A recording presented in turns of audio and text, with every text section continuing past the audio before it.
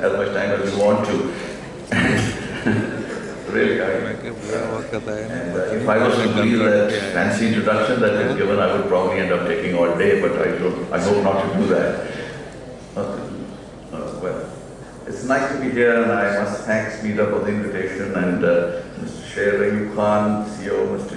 Mohammad Shafiq Anjum, Mr. Marian Stevanos, Chief Director of the SME Development in Bulgaria, and Dr. Navida Kachera, the Dean of the School of Business, UMT. With your permission, ladies and gentlemen, I thought to myself that what should one speak about? I'm sure we've been hearing a lot about SMEs, their contribution to the national economy, 40% of the GDP, 40% of the exports, being over 90% of the total businesses in the country. I'm sure a lot has been said about that and the constraints that they face. What I wanted to speak today about, and I'd leave you with those thoughts, is the overall environment or the landscape in which these SMEs work, and which is the domestic markets.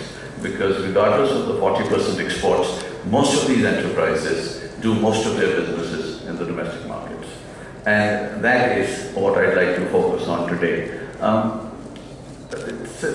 I think the starting point, of course, is that we must realize that it's difficult, if not totally impossible, and this is something that both in our project, the SME project that I work with, and the previous projects that one did, we've been saying this repeatedly, that the first realization, of course, is that if you really want to capture international markets, your own domestic markets have to be competitive.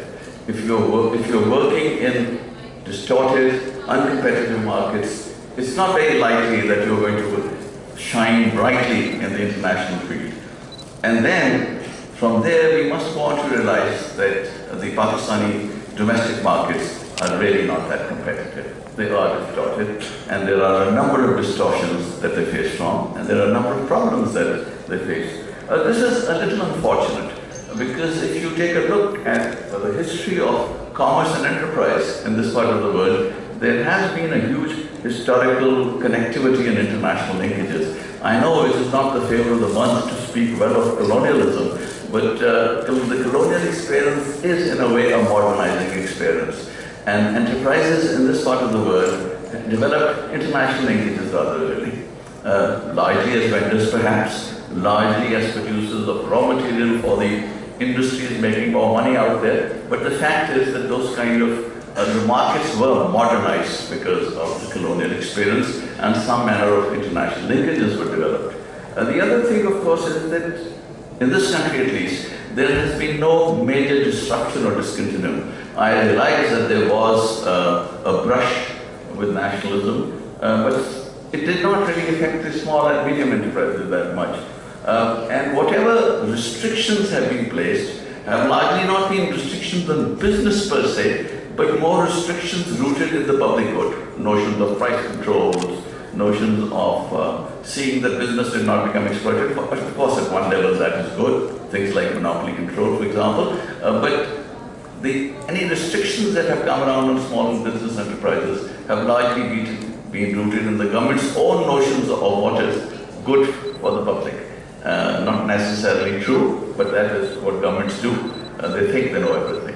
And believe me, I know. I've worked long enough in government to know that. The other thing, of course, going for our markets is that there's a huge local markets and a growing middle class. And as we look around us, we can see the vibrancy in our markets. So that is a huge factor going forward. Then, of course, there's certain self-sufficiencies. There's a labor self-sufficiency, perhaps not that well skilled. We'll talk about that later. But there is enough labor to go around, not very expensive too. And there are some number of skills, perhaps not adequate, like I said, but some skills do exist. And we have most of the raw material that we need. And coupled with this country is fortunate to have a very good transport network. And not only that, but it also has a certain amount of inter-provincial freedom. There was a study done some years back, I guess, it's now 18 years back, it was sponsored by the World Bank, which looked at the convergence of regional incomes. And it found, it took a look at 10 countries. And the two which stood out were the United States and Pakistan. And the reason given was that there was no restriction on factor mobility. People could move, businesses could move between various provinces.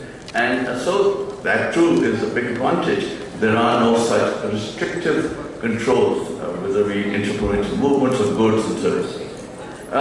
So what are the features of our local markets? Well, we all recognize this is the second day of this conference, so we know that local markets are largely SME-based. About 90%, we are told, of all enterprises are SMEs, though we do not really have strict data on this. That is another issue. This absence of immaculate data, but still, we know that over 90% of all enterprises are SMEs. This has huge advantages, of course. SMEs have quicker turnaround times. They can respond quickly to market needs. They can respond quicker to export needs, but this also has disadvantages. The first inbuilt disadvantage, of course, is that there has been a certain amount of reluctance or incapacity to move up the ladder. We are marked by low rates of mergers or consolidations, for instance. So this developing the right economies of scale remains an issue. So this really has its own inbuilt problems.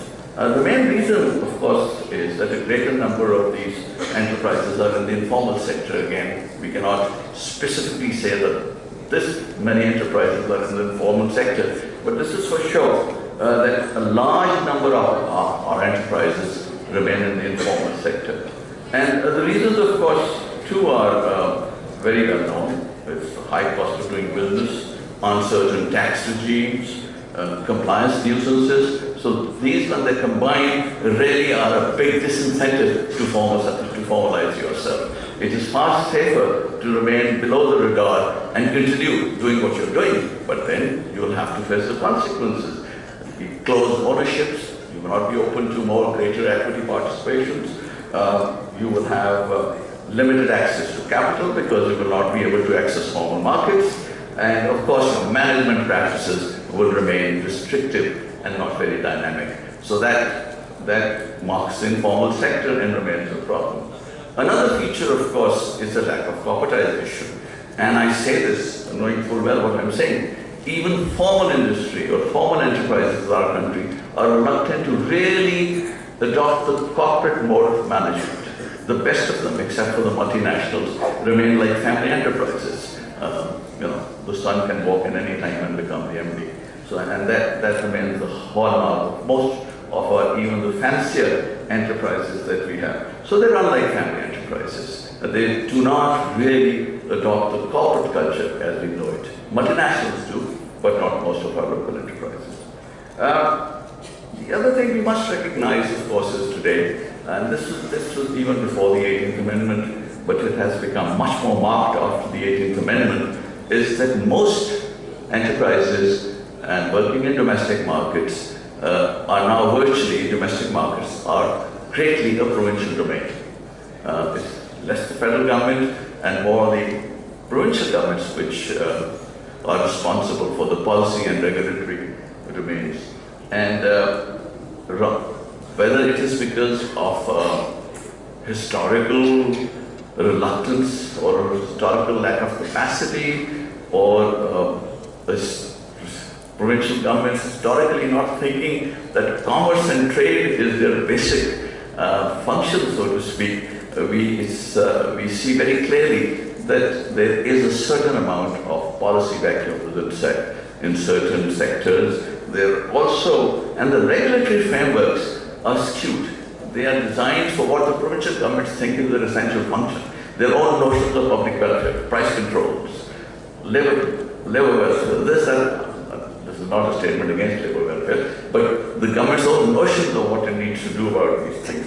So it is not surprising that given this kind of notion of the government's paternalistic role, the Maiba role, as the colonials understood it, most of our policies end up in really earmarking a much greater role for government than they should be.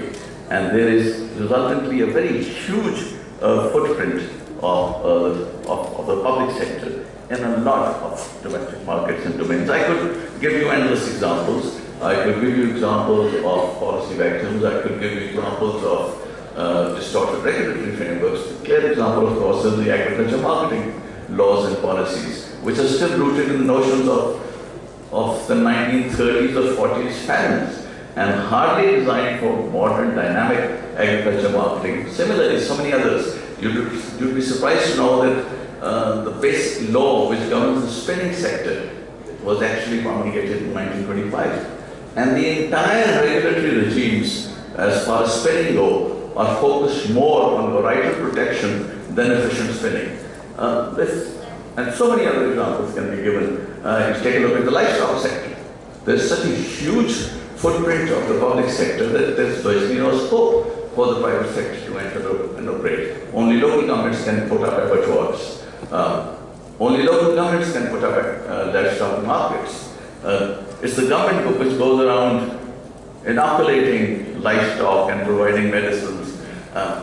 You and I can go out and buy a medicine made by the private sector, but all medicines in the veterinary sector are supplied by the public sector. So there's a huge public footprint in a lot of these sectors.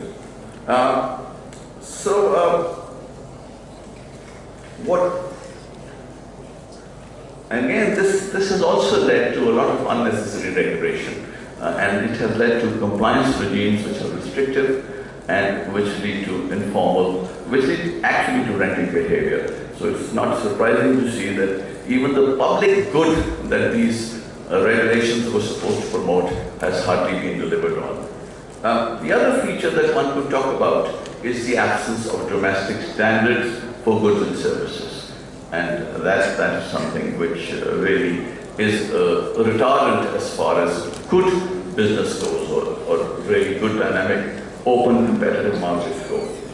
There is also, if we take a look at it, going on to the other feature of domestic markets, a bit of a disconnect between market requirements or the requirements of enterprises and industry and the labor markets, which are largely ill-organized. So when you take a look at skills training or how the skill sets are being met, you find that there's a big disconnect between the demand and the supply. Most of our training or skill development is supply-based rather than demand-driven. It's a supply-side function. The other feature that one could talk about is the absence of consumer protection based, but largely consumer protection based on a transparent and non-distortive compliance regimes. Rather than invest in such systems, although the start was made some time back, governments have largely relied on control. Rather than protecting consumers in a manner which is good for business and good for the consumer, we have people going around trying to control prices or to impose limitations which are going to distort the market and not even do the consumer much good. There's so many examples that one could give. Now, faced with all this, one would have thought that enterprises in our country would develop the right kind of response. And what is that response? The response is good trade bodies.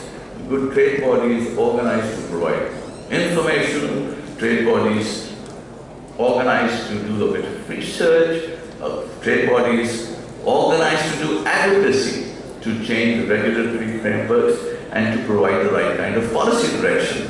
But that too is missing. SMEs particularly really do not. I said this with due deference to the chamber representative here, but you find that our chambers really do not speak in the voice of the SMEs, and the SMEs are in that sense not only poorly represented, but actually do not have a voice in a lot of the forums where it matters. And with the result that we have trade bodies which end up working more as lobbyists than as actual promoters of the enterprises and the sectors that they represent. Finally, one could also talk about the low technology that exists in our country. You would find that we are at times rather happy, most of our enterprises, of working at a level which is perhaps not State-of-the-art might not be needed, but which is not even one step below state-of-the-art. And mostly we are relying on technology which we sort of mend as we go along and in a very haphazard manner. So the level of technology that is available in domestic markets or in domestic enterprises also is not what it should be if we look at competitive or internationally competitive markets. Now, after having talked about all these features which tend to really give a more of a negative picture of domestic markets, you could well say, then what is the way forward? Where do we go from here? I think, firstly, it's important that the public sector, the governments, in this case the provincial governments and the federal government, that they should have very clear, preferably sector-specific policies, so that everybody knows what the direction is, all stakeholders have been consulted, and everybody's pulling in the same direction. That is important. The second thing, which to my mind is very important, is to reform the distorted regulatory and compliance regimes and reduce the cost of doing business. I'm sure somewhere along the line, our ranking in the ease of doing business must have been quoted in this conference, but we are not really doing too well. When we look at the cost of doing business in this country is fairly high. The third thing to do would be to invest in knowledge building and standardization. That is a task which looks to be important and which needs to be taken up. Fourth, to my mind, would be to encourage greater formalization. I think the push here has to be to incentivize formalization rather than to choose a more coercive ways of getting people to formalize or to start paying taxes or whatever. You have to find a way of incentivizing formalization and encouraging people towards consolidation and mergers. The fifth, to my mind, very clearly, and that stems from our grows from our experience with our major sector, is the need to wean off industry from unnecessary supports and subsidies. That has never done any good.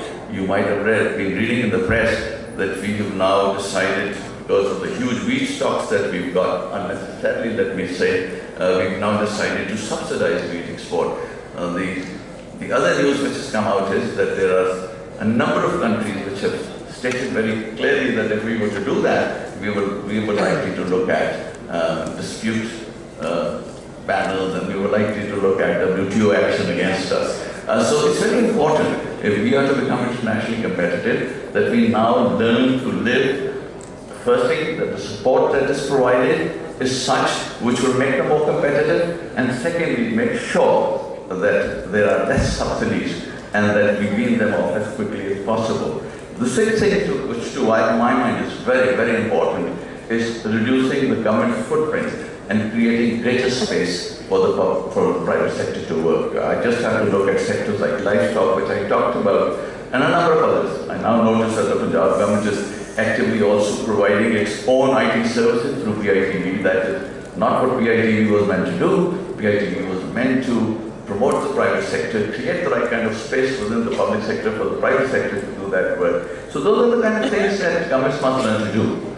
They have to promote the private sector, they have to create space for the private sector. And these kind of brownfields where the government is itself the business provider, or in a sense, the market, become very good. They are assured businesses, and if the livestock sector was to open, I'm sure there will be a lot of good business that will take place. And then, of course, is the whole business of easing access to finance, in which, again, it's not just making the capital markets more responsive to SME needs, which is being done to an extent. The State Bank is very conscious of this, but also to make sure that the government does not continually squeeze out the private sector from the capital markets through its own huge borrowings. I don't know how that is going to happen, but that has to happen sooner or later.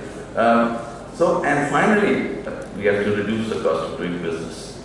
There are huge entry and exit costs which have to come down. I've already talked about cumbersome compliance regimes, complicated tax regimes, unpredictable, and lack of contract enforcement, which is a huge problem. At times, small enterprises spend nearly as much money as their entire capital on just getting a single contract in force. And that's a very high cost. So I think there's a lot to be done. I'm sure this conference has indicated a number of ways in which it can be done, and also the key stakeholders and players have been identified. I would just end on a note of hope. The project that I'm associated with, the SMEA, the Small and Medium Enterprises Activity of the USA, is actively involved in trying to improve the business enabling environment and reduce the cost of business. We are very proud that we are assisting SMEDA in the development of a new SME policy, which you must have heard about, subcontracted to the Consortium for Development and Policy Research, and I think the team lead was here, Professor Koral, yesterday, and spoke in one of the sessions. That is very good work being done. But we are helping all the provinces develop investment policies, which will focus largely on removing these constraints, focus on improving regulatory frameworks, making taxes, at least the provincial tax regimes, more predictable, and a number of other things. So a lot is happening, but a lot still needs to be done, and I think this conference will go a long way in making that happen, and I congratulate SMEDA for organizing it and for giving me the opportunity to be here. Thank you, ladies and gentlemen.